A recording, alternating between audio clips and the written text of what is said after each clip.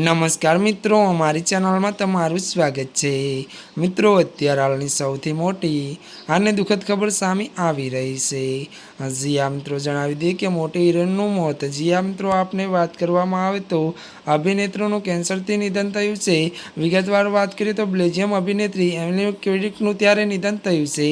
તેને દુર્લભ ગ્રંથિ કેન્સરથી પીડાતી હતી, જેને તેને ત્યારે વર્ષ 2023માં જાહેરાત કરી હતી કે 43 વર્ષીય એમિલી પેરિસની એક હોસ્પિટલમાં હતી। મળતી વિગતો અનુસાર મિત્રો, વધુ આપને એ પણ જણાવી દઈએ કે વાત કરવામાં આવે તો ત્યારે મિત્રો અંતિમ શ્વાસ લીધા હતા અને મિત્રો ત્યારે મિત્રો એમિલીએ ત્યારે 1999માં કાન્સમાં તેમની પહેલી ફિલ્મ રોસેટા ત્યારે માટે શ્રેષ્ઠ અભિનેત્રી એવોર્ડ મળ્યો હતો।